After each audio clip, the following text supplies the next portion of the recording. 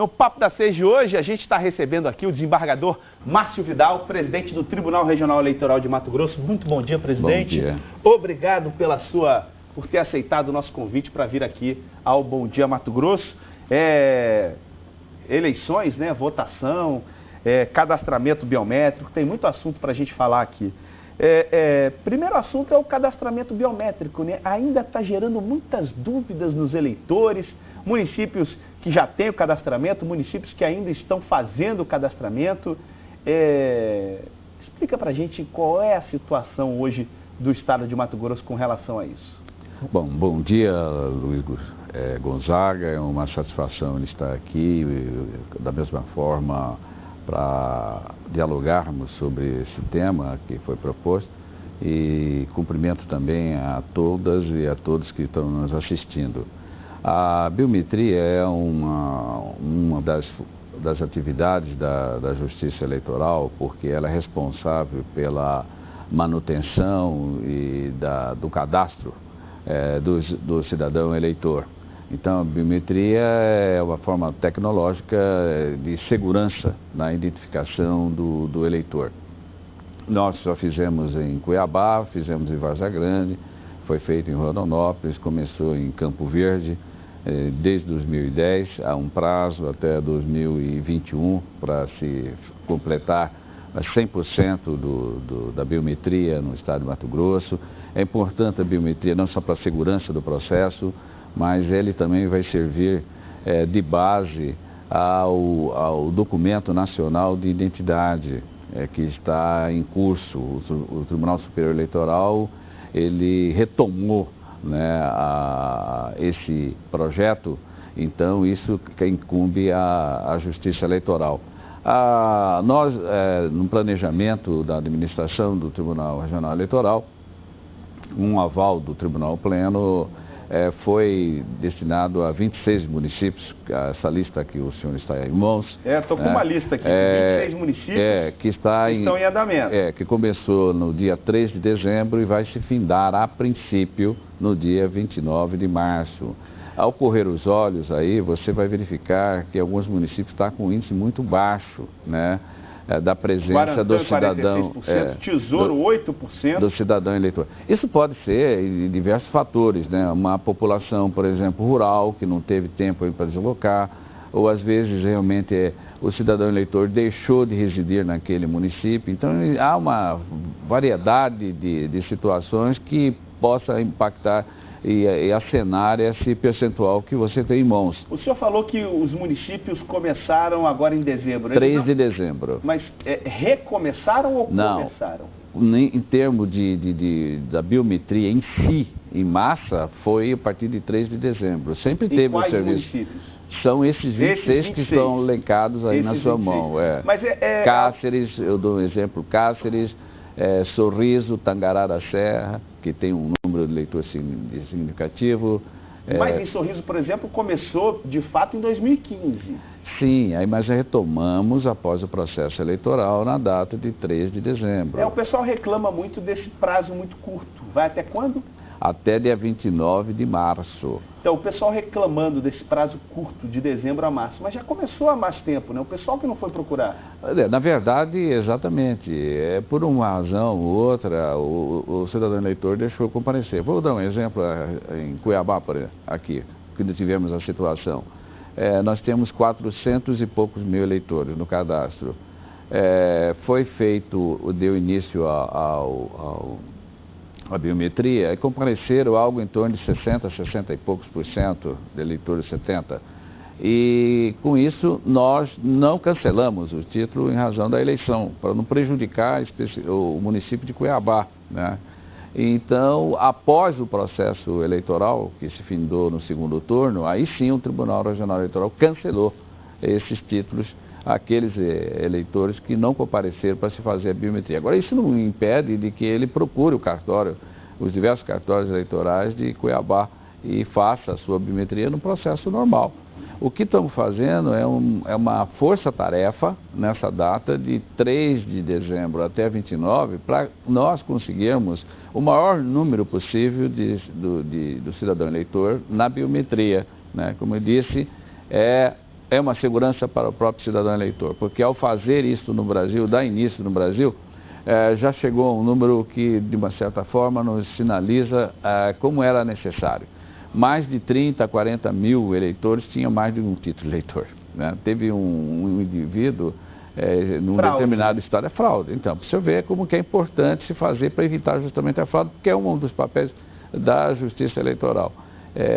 Ele tinha nada mais, nada menos que 30 e poucos títulos de eleitor. Então, obviamente que é uma exceção, né? Mas isso demonstra e reafirma a necessidade imperiosa de se fazer a biometria. Na eleição passada, a gente teve alguns probleminhas de identificação, dificuldade nas sessões eleitorais de identificação. Muitos eleitores não conseguiram fazer a leitura, eleitores que apareceu lá que já tinha votado. Como é que vocês estão evoluindo com essa identificação? Tudo isso é previsível, vamos dizer, em tecnologia, né? Às vezes o sistema falha, né? E vai se buscando o aperfeiçoamento dele. O Tribunal Superior Eleitoral já está de posse de todas essas informações do Brasil, né? E está se corrigindo, né? Adquirindo novos aparelhos. E também temos uma situação, o cidadão eleitor, com o passar dos anos, ele vai perdendo a impressão digital. Então aí não é feito, não se consegue fazer a leitura. Mas isso não impede de votar, porque aí ele tem a possibilidade da identificação, exatamente, que permite. Tudo essa situação, isso que você está colocando, eu repito, é com o objetivo de evitar a fraude. Uhum. Olha, eu estou recebendo perguntas aqui. A Marli Riquelme está perguntando por que tem punição e os políticos não são punidos, como no caso do prefeito e do vereador lá de Dom Aquino. E emendando essa pergunta, o assunto que está em voga aí na semana passada, é a decisão do STF de separar os crimes de Caixa 2 de crimes como corrupção e os crimes eleitorais, lavagem de dinheiro, enviados da Justiça para a Justiça Eleitoral. A Justiça Eleitoral julgando os crimes de Caixa 2, a Justiça Comum analisa casos de suspeita de irregularidades em licitações, por exemplo, e como foi o caso lá de Dom Aquino. Isso vai impactar na rotina do TRE? Vocês têm esse tipo de comunicação com a Justiça Eleitoral e vai ter com a Justiça Comum? Como é que vai ser isso? Bom, é uma pergunta interessante e importante para esclarecer a sociedade matogrossense, né? Primeiro eu quero dizer que a Justiça Eleitoral não legisla, né? As normas que estão aí, são fruto do parlamento, né? E as pessoas, infelizmente, não têm uma cultura da valorização e da importância dos parlamentares, né? Porque eles que cuidam da organização da vida em sociedade, né? Então teria que exercer um controle maior sobre eles, porque eles que editam essas regras. À Justiça cabe cumpri-las, fazer cumprir essas regras, né? Uhum. No caso da decisão do Supremo Tribunal Federal, não há nada de novo. O Supremo Tribunal Federal, por maioria, nada mais fez do que reafirmar o que está no sistema legal.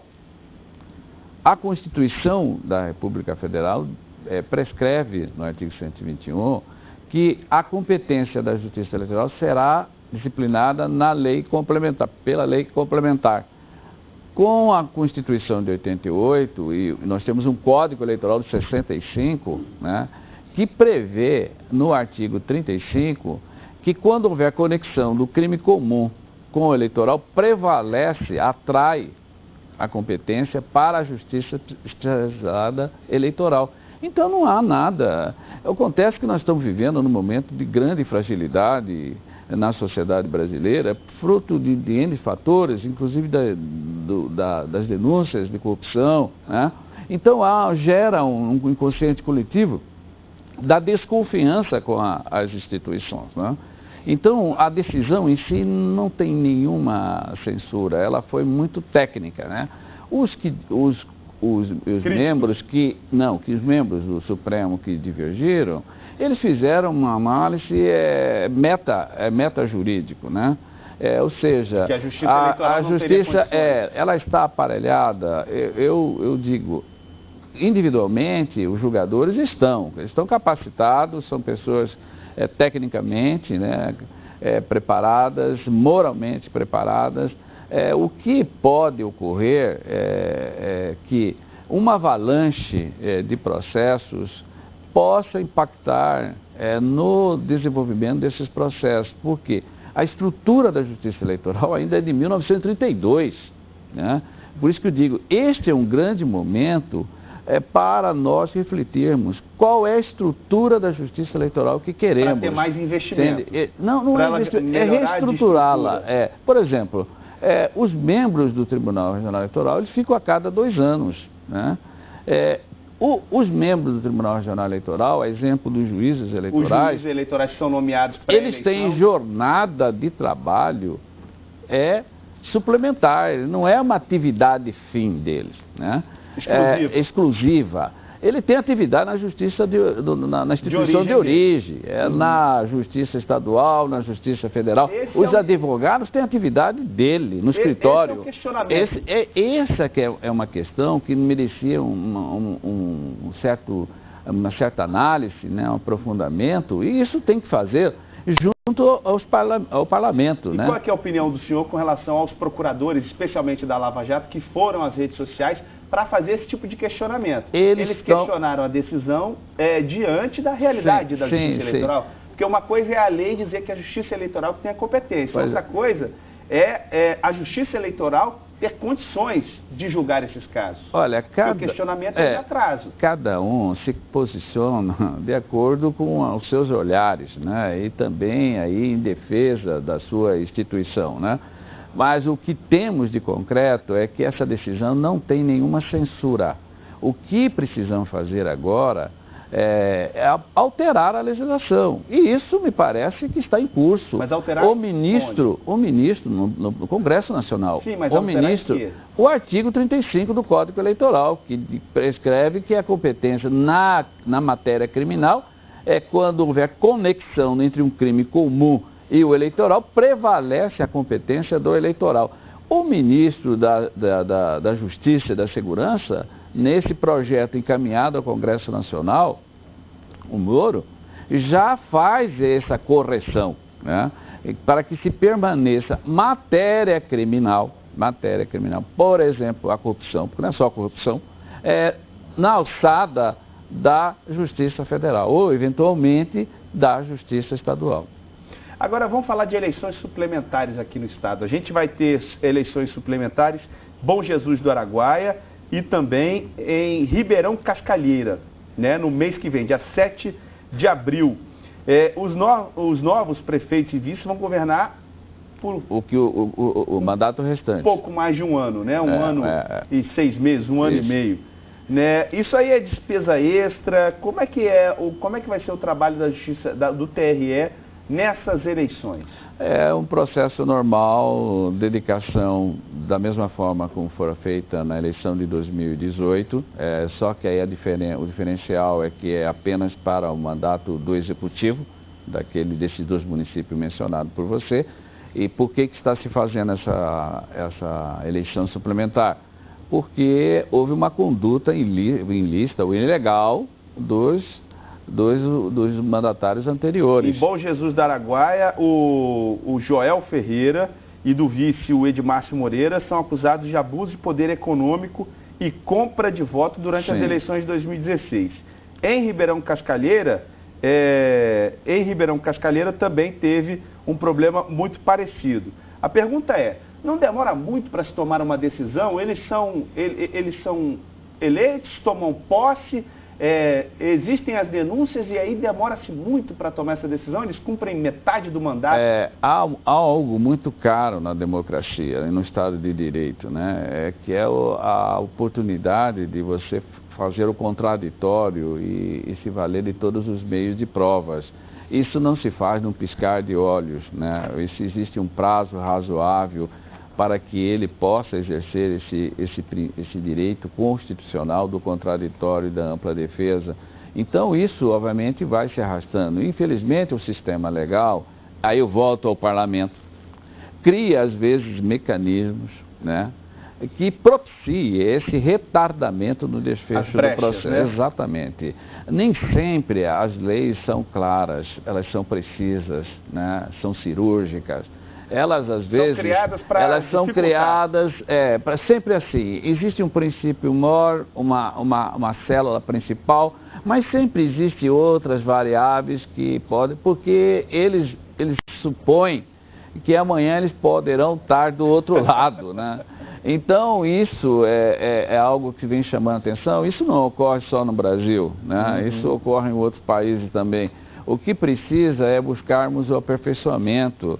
E como se busca aperfeiçoamento? É com o conhecimento. Sem conhecimento e sem vontade, né, de realmente mudar, de você ter uma atitude diferente, nós não vamos... O cidadão tem que cobrar do seu político. Não só cobrar, como acompanhar.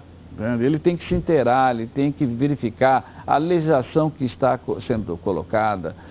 Hoje há a tecnologia a favor, você tem toda uma divulgação prévia do que vai se votar, né? Opine, participe, né? Assim nós vamos buscar o aprimoramento. A gente está recebendo aqui mensagens do pessoal no WhatsApp, eu recebi uma aqui, olha, quero saber do presidente do TRE por que ele não vai pagar as horas extras dos servidores que estão trabalhando na realização da biometria, já que o TRE prometeu pagar as horas extras e agora ele disse que não vai ter. Então, por que disse que ia pagar? Estamos trabalhando no limite de nossas forças, agora o TRE diz que não vai pagar as horas extras que prometeu. Eu desconheço esse fato em si, de pagamento de hora extra. Tudo que está dentro do planejamento e que foi autorizado ele trabalhar fora do expediente, ele é indenizado. Eu não vejo... da mesma forma, ele solicita diária, né, para trabalhar os finais de semana. E às vezes há um indeferimento, não por parte da presidência, mas por parte de um outro órgão do tribunal, né. Cabe a ele a recorrer à presidência e, se for o caso de uma decisão adversa, recorrer ao pleno, né, que tem a competência para fazer as correções, devidas correções. Presidente, vamos falar do Soberano, do aplicativo. Bom, o Soberano foi uma idealização do Tribunal Regional Eleitoral, né, com o objetivo de dar eficácia à soberania popular, que está lá na Constituição, no artigo 14, da Constituição da República Federal, em que possibilita o cidadão eleitor participar do processo legislativo. Ou seja, ele apresentar um projeto de lei e haver um período em que vai se ouvir os outros cidadãos eleitores, porque você tem que ter um número legal mínimo de 5% do eleitorado daquela região, daquele território, né? E aí, alcançado esse número, o Tribunal Regional Eleitoral encaminha ao parlamento competente para apreciar. E o parlamento, ele tem o dever de levar ao plenário a apreciar. Pode aprovar, como pode não aprovar. O que foi desenhado nesse aplicativo, há uma possibilidade, inclusive, do eleitor concordar, qualquer um de nós, ou concordar ou discordar. Atualmente, a Assembleia Legislativa aprovou já uma lei que permite o emprego dessa plataforma digital do Tribunal Regional Eleitoral. E também na esfera municipal, o caso do município de Cuiabá e o município de Rondonópolis.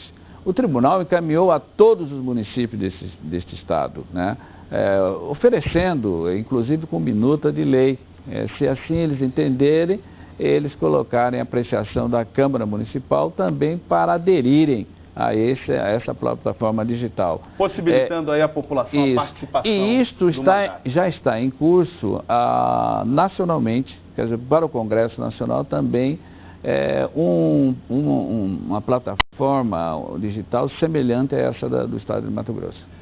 Presidente do Tribunal Regional Eleitoral, desembargador Márcio Vidal, muito obrigado pela sua participação. Eu que agradeço. Aqui, por ter vindo ao Bom Dia Mato Grosso e esclarecer alguns pontos. Eu, mais uma vez, agradeço em nome da Justiça Eleitoral do Estado de Mato Grosso e sempre estaremos à disposição dos senhores. Muito obrigado, presidente. E olha, o governador Mauro Mendes